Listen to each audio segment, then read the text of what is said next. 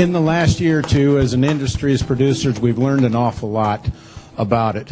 And I've chatted after my incident here in a little bit we'll chat about, is that it took him a while to get to it. But when you're pumping, get the fans on when you're pumping, we got it. The data will show more recently, more people have got hurt washing. And if you chat with enough folks that have done maintenance, there's enough flash fires because sparks go down. They'll talk about that blue glow. And at times they've gone, and you've had that blue glow and some flash fires. So I'm really glad that at the end you got the point that we've got other things we do in the barn, because I was going to title it, I was only washing. Actually, I was only going to rinse. I had one little spot I was going to rinse. Kind of watch, there's a lady in the back of the room, if she goes, is my wife Barbara sitting there. And in prepping for this thing, there are some things that are going to be said that have not been mentioned between us. And they're starting to come back to it a little bit. So some of what she may hear is that we really haven't chatted. It's not bad, but as the story goes back a little bit. So, and I appreciate it. And there may be something comes up that my communication consultant mentor has a word or two she's told me not to use, but to describe what I need to, it's going to come out, Miss Cunningham, okay?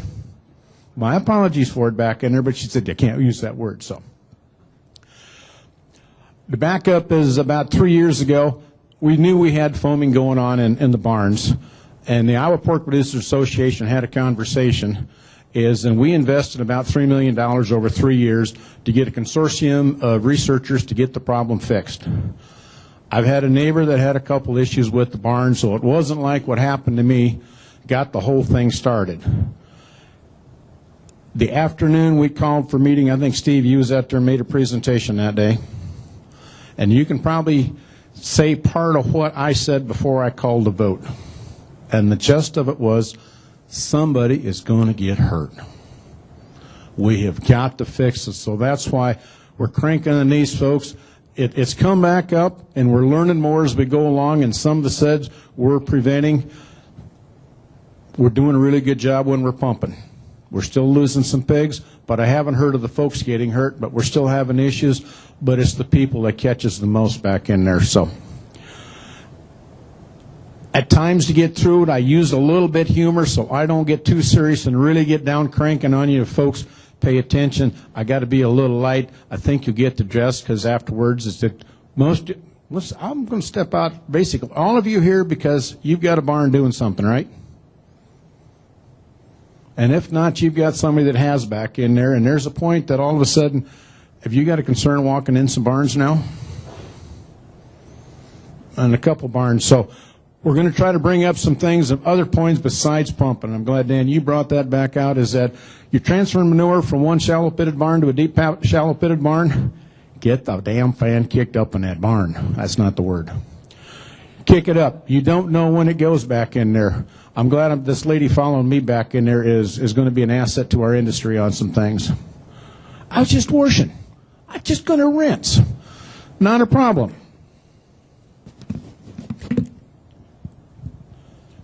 Essentially what we got on my farm, a 248 barn by 40 foot wide. Pretty much standard, right? Fan, pump out fans. For several years, right in here I've got a work area, 8 foot work area. 8 by 40 slatted. Utilities come in, power. This room, I've had an issue with it. I got the crossovers. One drains from the other side, and sometimes you pull back in and lower, and when you lower out of here to keep the level, material runs from back into here. It's in this room. This room, That's basically what Dan has kind of figured out we're telling about in the field. This room. And it's one of the management things that they talked about to doing is that last year we hit it, about 4 foot of material, it starts to foam. All right? We lowered in the fall. I go in the spring, take out about 2 foot. Not an issue. The fall of 14, we took out 150,000 gallons, which equates to 2 foot of material. There's about a foot of material we can't get out, or it doesn't come back in the pump.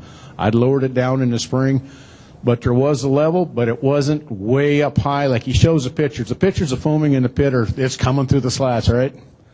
There's a low level when it's 6 to 8 inches. We're not pumping, so we don't worry about it. We were in the process on September 14th, 2014, September 15th. It's going to go down. It's my daughter's birthday. I'd wash this room. It was Monday morning. We'd taken about 15 pigs out of that room, taken about 100 pigs out of this room. The barn was empty. Turned the soakers and the misters on. This room was empty. Came back at 5 minutes to 4 in the afternoon just to check and reset the misters and the soakers. Walked down here, life is good. Walked down here, life is good. Came back in here. You know I'm going to wash here tomorrow. I'm just going to grab the washer sitting there hooked up. I'm just going to get the floor wet. Safety headwear hung up here on the shelf. Just a minute, right? I was just going to soak the barn. So somewhere in that about a minute, because 8 by 40 doesn't take too long just to throw the wand back and forth a couple, 3 times, does it? And that's all you're doing on the soak and get it wet. Somewhere something happened. Standing in the middle of the barn, and I did have my LB White heater standing there, but it was warm out in September. It didn't need to run. And I did have the doors closed because I just came in to check the barn. But that's standing pilot. It's easier to leave a pilot run through the summer than it is to turn it off and then all of a sudden try to get the pilot cleaned out to get restarted in the fall. How many guys do that? Yep. It's just easier to let it run back in there because it gets dirty and crud and it takes a lot of time, because the time that all of a sudden you think, I better light the heater in that utility room, is sometimes after the fact that I should have had it running yesterday. Or it takes more time to fix it. It's going, so I grab my washer and make it worse, and somewhere along the line, I wasn't very back in. My world went boom. I didn't go boom. Boom! I'm not certain exactly where it started. I think it came from behind me. It hit the wall 20 feet ahead and come back. How many of you have seen the movie Backdraft? The theater manager comes down the stairways to his office and opens that door. That sound, that ball of fire is real.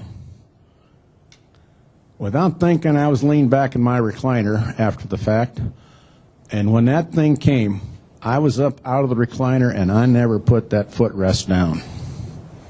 It's 1 minute and 8 minutes into the movie.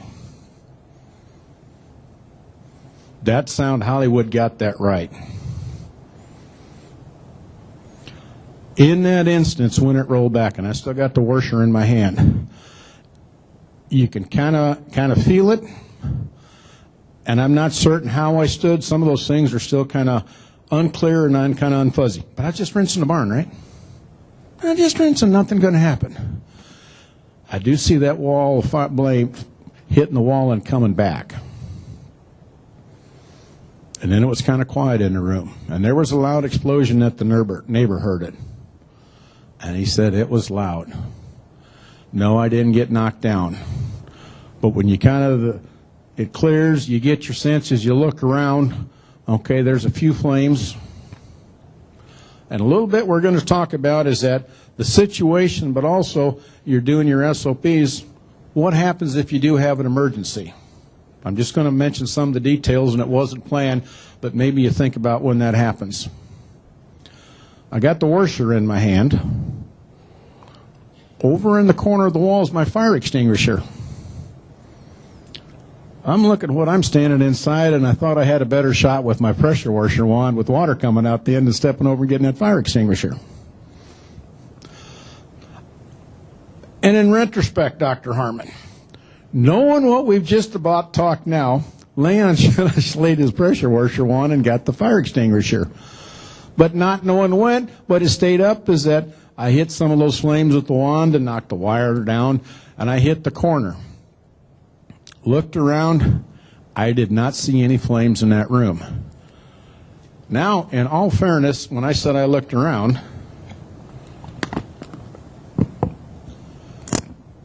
I was wearing these. The plastic's distorted on the end.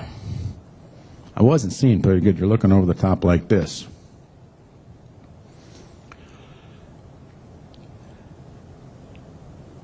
As I looked around, I could hear that attic talking, and Dr. J is not certain that it got there, but that attic was talking, and the flames did not go up in the attic. That was plastic ceiling. That was talking. I decided it was time to leave. I reached over, laid my pressure washer down, turned the washer off. I went towards the door. I've got my biosecurity bench, and you got a good secure biosecurity bench? What happened in that room, it wasn't there. I don't know where it got knocked blowed over, but I walked straight out the door. The door that I'd closed when I come in the barn. I did not open the door. I don't know whether it blew it open, blew it off. At that moment, that was my world. When I stepped outside, my back felt kind of hot, and I looked over the shoulder. I could see embers. I've had polyester cotton coveralls on. And I'll touch in a few minutes that maybe we need to think about what we're wearing in the barns. So you do the stop, drop, and roll, right? You teach your kids to do the stop, drop, and roll? Great. Get the grass, do the stop, drop, and roll. I couldn't see good enough, but I did have a little patch of thistles in front of that barn. I didn't roll very long. Those thistles did not survive the next year. Guaranteed.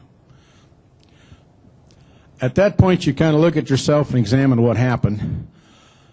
I could hear the attic still talking. To step back in, what do we need to do now? Well, first off, I walked around the end of the barn, got into my utility shed, and I flipped the breakers off to the power source. Pulled the stop on the generator, because when the power went, the generator's going to kick on, right? Walked outside and I turned the valves off on the LP tank, because if there's any fire, as soon as it hits that, you got that little fire blowing around. What possessed me to do that? I don't know. It just seemed like stabilize the scene. Then you come to this realization that, oh Lord, how am I going to explain this one to the wife?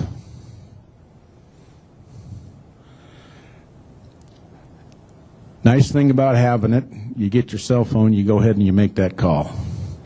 Small community, of course, you know who's on the other end of the line answers the phone.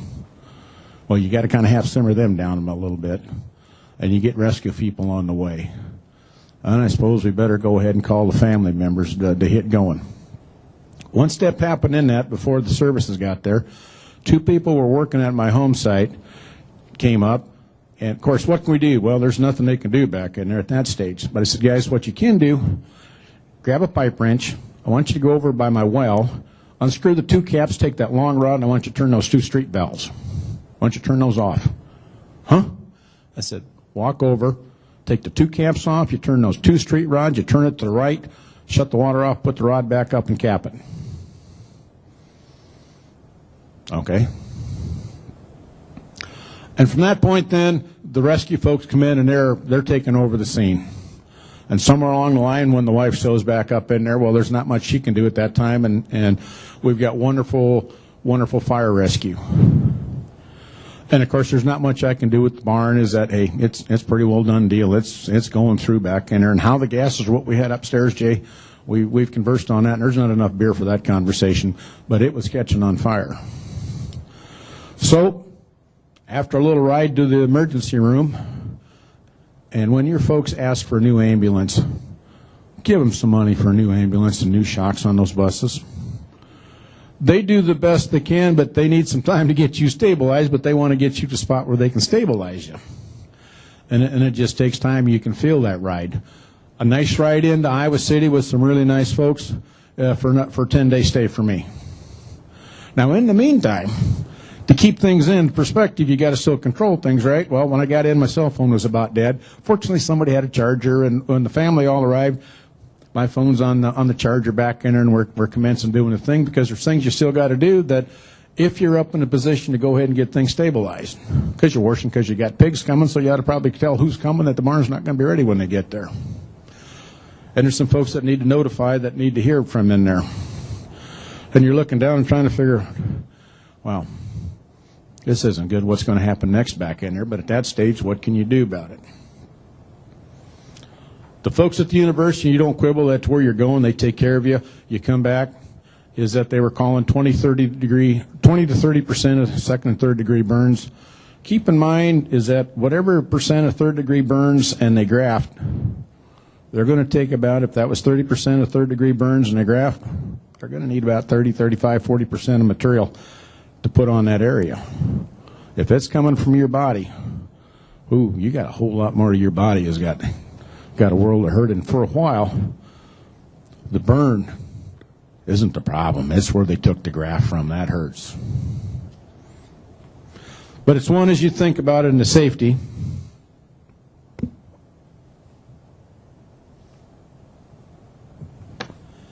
And some of the things don't realize, we've got the nice sticker to get on your doors to think about what you do that. We've now got more information about certain activities we do that. Not all of you in this room have talked to me, but more of you are coming back up and telling me, I got an instance. It just happened. I had 3 this morning on the floor caught me and talked to me about something that's going on. And it chills and shudders. You've seen some articles perhaps that I've written. I can write it up in big bold letters, no more. Nobody else. And with the help of our researchers, the next speaker monitor, we can prevent it. The 10 days wasn't bad in Iowa City.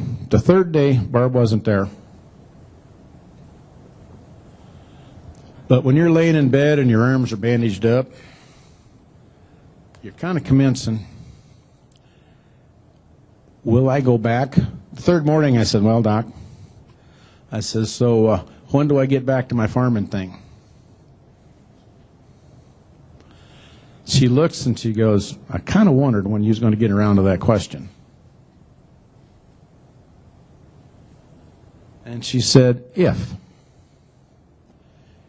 if you go back at least 6 months, and maybe it's going to take 18 or more. I kind of thought maybe after sitting there for a couple of days looking at that I might have to be thinking about a career change, but I was only washing. I wasn't thinking about the consequences because my foam wasn't bubbling through the pits. It was down. It was only a foot deep, and it was down 2 to 3 foot in the pit. It wasn't a problem. But apparently, there was enough that came over in that work area from the other room. It got washed, and that was all good. But from that 8 foot over to the wall, there was that area of foam was still a little bit higher. But I was only washing. Now, when the thought, listening to that a little bit, comes up, how many of you send the kids out to wash, or your spouse goes out to wash? It's the newest person on the barn that goes to wash. Is sending them out to wash the safest thing to do now? I'm throwing it out because I want to think is that I kind of rolled up is that if you think I've gotten a little jumpy on the safety order, it's serious and it's important. You've got an opportunity to put a sticker up on your mind to remind. I get up every morning and look at mine. I don't want to hear about anybody else of you having the very same thing because my family tells me I get out of sorts for a while now whenever I hear of an issue like that. She don't want me grumpy like that, so please, people, don't. The 9 days in rehab, and you're thinking, well, there's going to be 30 days rehab. September 15th, what do we do in the farming in the fall? Yeah, I had 500 acres of corn and 100 acres of beans, and the one morning, Barb, the nurse, are going and says, boy, I bet you're really getting antsy. You're worried about getting on the harvest. Nope. My place is about, I'll bet, like everyone in this room. I'll bet by the next morning my neighbors had talked and figured out how my crops were coming out. That was the last thing. I did not need to worry. This is Barb. Don't worry about it. That's being discussed. Now, I found out later that the only thing they were concerned about is everybody's got a drying system that runs a little bit different. They said, how can we get Leon home to run the dryer? We'll do everything else. Just put him in the dryer shed. Not a problem. Those things you don't have to worry about. And fortunately, that 30 days in rehab turned into about 9. On the 7th day, they said, hey, we can't keep you here. But there's one thing that everybody's talking about. Eat healthy, right? People eat healthy. Get in good shape. Because that took my 30-some days down because I could get around. I could move, and that helped roll through real quick. I little thought, was that going to have my skin grafted, my face grafted before we went in? This little spot over here is a sign because I had really good blood flow, and I got really good vessels, and that's just what the docs, my vet says, a little proud flesh there, Leon. And there's a procedure they can do that if I decide to go back in, because guys don't go in for cosmetic surgery, do we? But they're going to do it with the laser, so they tell me it's not down. So some of those can remember, if I chatted with any of you at Pork Congress last year, and I didn't seem right, we didn't figure it out till after the fact.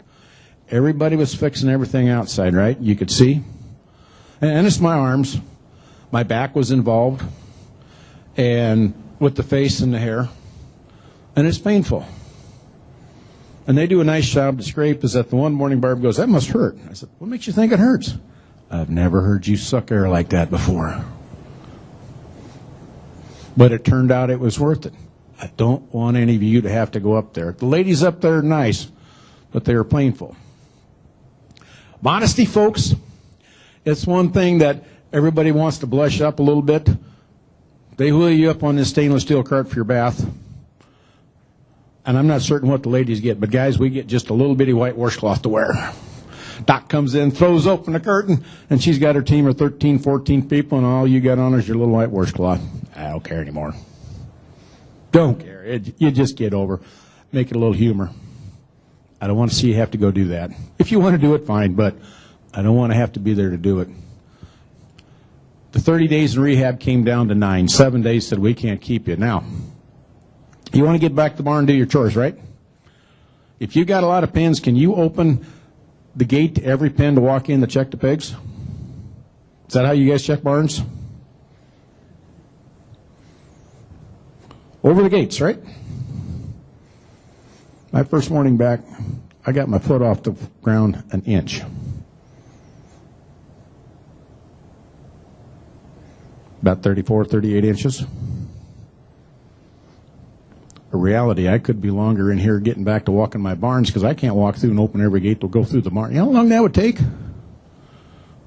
So we went to work in the center, and 5 weeks after the incident,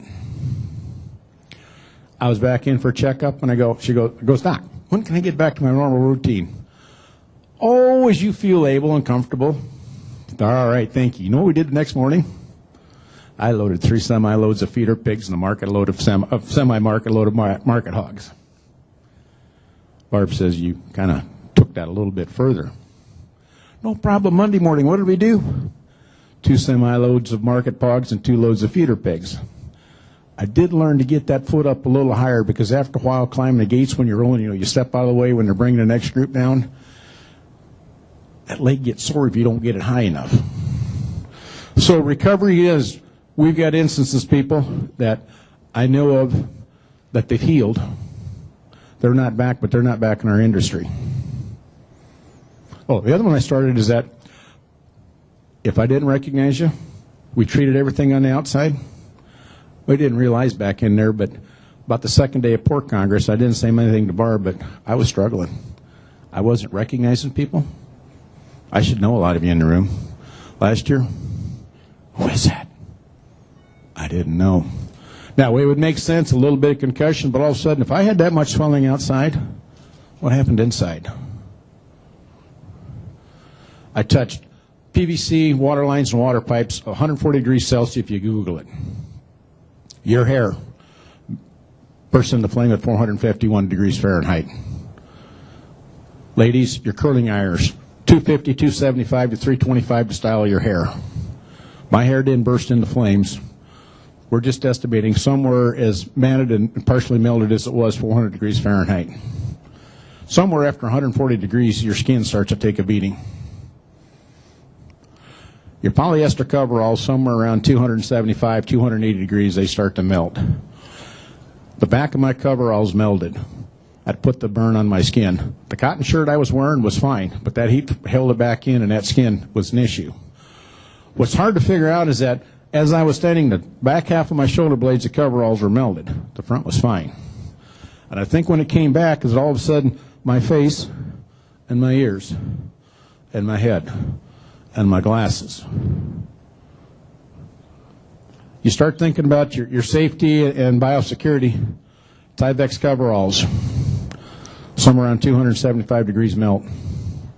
Those nice blue nitrile gloves that are great, 268. Ooh, maybe we shouldn't be wearing those in the barn if we think it's going to do something. I need to get phased out of my polyester coveralls back in there and get everybody into cotton. If I'd have had my long sleeve cotton coveralls on, I'd have been down just to my wrist because the palm of my hands are okay because they were around the pressure washer. Sure wish I'd had them polyester or those cotton coveralls, but it was July or it was September and it was warm and I didn't want to get that hot. Besides, I just stepped in to check pigs and I was just going to rinse that room real quick. And fortunately, I had on that 2X coveralls that, well, I'm not a 2X type of guy. And they hung, and maybe we should have had longer coveralls on. So all of a sudden, you start thinking about the safety of the clothes you wear in the barn or the staff you put back in. Underneath the blue jeans were fine. So there are some things that happen that I still don't fully understand. But one thing, grateful and appreciative, I'm standing here chatting with you folks, and I don't want to sound preaching, but I want to see y'all back here next year. I don't want to read it in the paper, so I could write it up. But I think you understand, if I wrote no more, nobody else. And we're putting in, with the help of some of our publications, is that it's just not when you're pumping. We've got nursery barns. We've got nursery barns doing it. He talked about that deep fiber. Well, we don't feed that much fiber in the nursery. We're starting to feed more, but not as much. But the nursery barns are doing it. We're playing minimum ventilation. It's great. This time of year, the barn is empty. We're going to turn the gun of gas off so we don't have the pilots running. Well, I'm not certain the last couple of weeks we'd really want to turn the heaters off in the barn. So we've got to have them on, but we've got to do things in the barn. So all of a sudden you kind of bite and you choke because you kick those fans on, the heaters run. Well, you let them run a little bit to get that stuff out because you need to warm. You don't want to freeze the barn up. So we've got a blend and a balance, and we need to start looking at doing those things to prevent those things. Because if it goes boom, you got a lot of extra work. Fortunately, my boom was one thing is that I didn't have to worry about fixing the old barn. They just peeled her right on out. Oh, on the well side, when my son got there, got the emergency room, he said, Dad, the guys up there said that you told them to turn the well off. What'd you do that? And I said, oh, by the way, when you go home tonight, I want you to step in that side door of the barn. I want you to turn that valve. No wonder you told him. It clicked on him. I needed to bring the backup well to the other barn because that was the main well. Is that all of a sudden, if I wouldn't have been there, it would have taken him a couple, 3 days to figure that out. So somewhere in your thoughts on your plans, you've got your disaster plans in place. Are those part of it? What to do if? We're going to rewrite the handbook, Ms. Cunningham, right? Add those things. Your preparedness. Okay. It could happen. It could be ready. Our local fire department, they're scratching that they're looking for those monitors that's going to come back up here because they know when they go to barns and fires, should we go back in and be doing what we think we need to do to go in and get them? They raise the question, if we'd had gone inside to get him. Fortunately, I came out. I walked out. No, I didn't get knocked down. And I'm here chatting with it. There's people that I do not know or will not be here. I don't want you to be one of those. So if I preach the safety of what Dr. Dan and the staff at Minnesota and Illinois and Iowa State are doing, is that he threw out some suggestions. I'm looking for that. I want that fix, not some suggestions how to cure or helpful, but I want the fix. I don't have to worry about it. I don't want my staff to worry about it. I don't want my kids to worry about it. I don't want you to have to worry about it. So if I keep canking, guys, you fully understand. You're aware.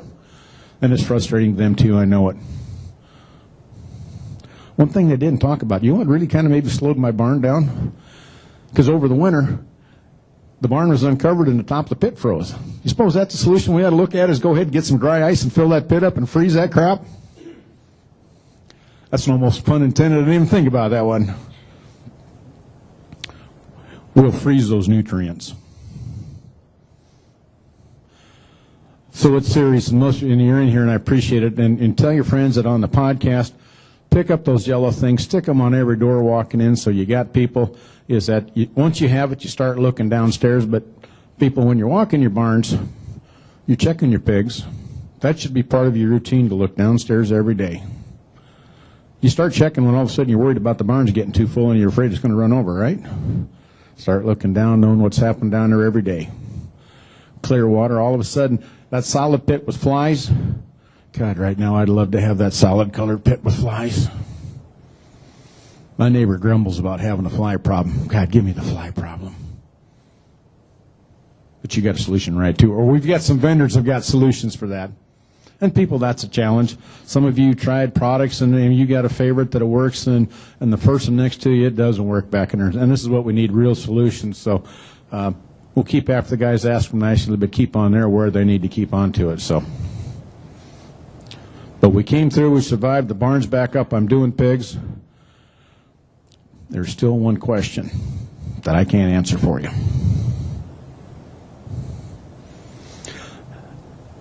This fall when I was washing my barn, after the first turn through the barn, I'm going through and all of a sudden zipping along and I come to the spot and I stop.